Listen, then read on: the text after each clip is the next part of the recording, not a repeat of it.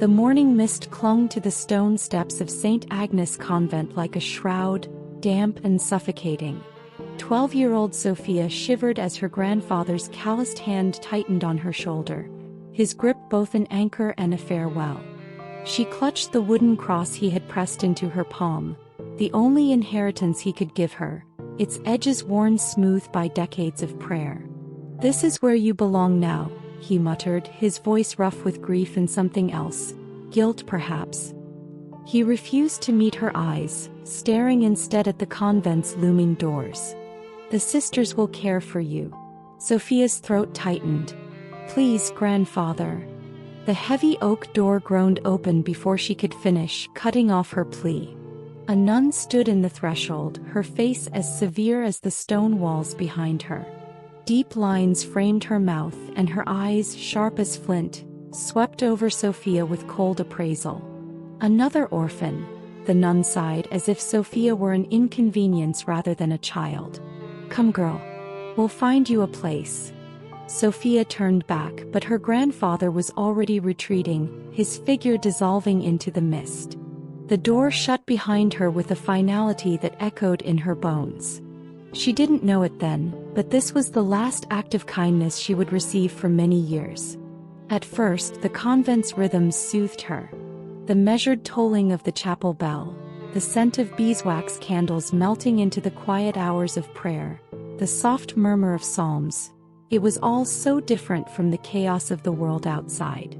For a time she almost believed she could belong here. But Sister Agatha, the convent's disciplinarian, watched her with the intensity of a hawk circling prey. "Why does this one get fresh bread?" Agatha's voice cut through the refectory one morning, her bony fingers snatching the warm loaf from Sofia's plate. "Orphans should be grateful for crusts." The other nuns said nothing. Some looked away, their silence a tacit agreement. Sofia learned quickly, head bowed, footsteps silent, voice barely a whisper. But no matter how small she made herself, Sister Agatha always found a reason to strike. "Your stitches are crooked, girl," Agatha hissed one afternoon, yanking the half-finished vestment from Sofia's hands. "Just like your sinful mother's life, no doubt." Sofia flinched. I didn't know my mother." "Of course you didn't," Agatha sneered, rapping Sofia's knuckles with a wooden ruler. "Women like her don't stay." The pain was sharp, but the words cut deeper. On Sofia's 16th birthday, the real torment began. "The sacramental wine is gone." Sister Agatha's voice rang through the chapel like a death knell. All eyes turned to Sofia, who had been cleaning the altar that morning. "I didn't." "Liar." Agatha's palm cracked against Sofia's cheek, sending her stumbling back.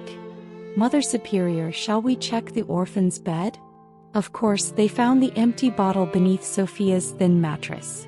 No one believed her protests. Not even when she begged, her voice raw with desperation. That night, the cellar door slammed shut behind her, sealing her in darkness.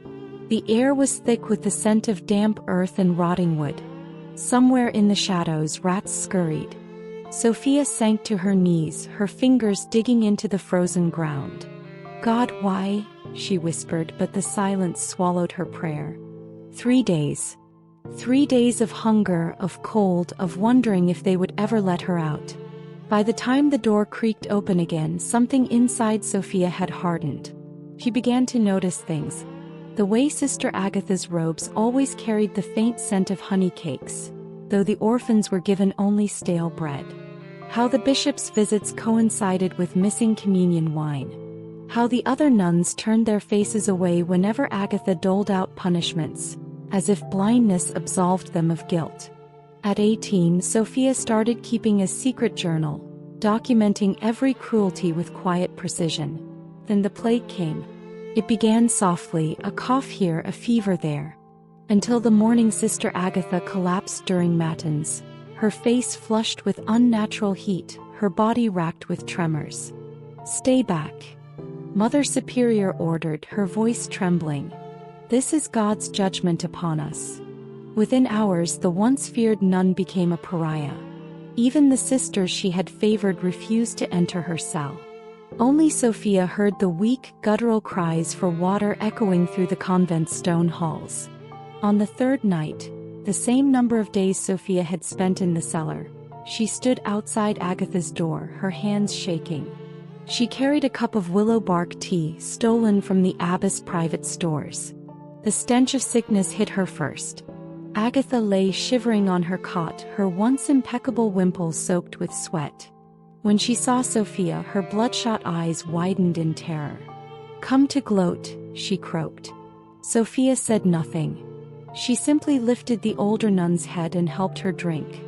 Weeks later, a gaunt but recovering Sister Agatha shocked the convent by interrupting Sunday Mass. "I have sinned." Her voice, once so commanding, now quavered. "I stole the wine. I took the blanket meant for the orphans in winter. I lied about Sofia." The nuns gasped.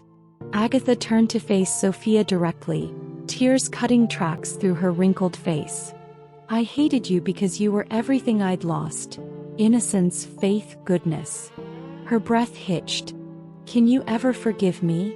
Sofia felt every eye upon her. She remembered the cellar darkness, the hunger, the loneliness. Then she remembered the cup of tea, and how revenge had tasted far less sweet than mercy. Taking Agatha's trembling hands, Sofia spoke the words that would echo through the convent for generations. "I forgave you every night in my prayers, even when you didn't deserve it." 20 years later, Mother Sofia smoothed the blanket over a new orphan's bed. The girl clutched a wooden cross just as Sofia once had. "Will they be kind to me here?" the child whispered.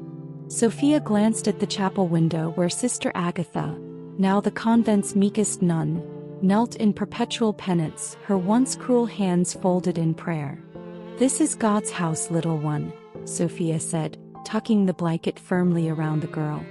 "And in this place justice and mercy always find their way." Outside, the morning mist lifted and sunlight spilled through the stained glass, painting the floor in hues of gold and crimson. A new day had begun.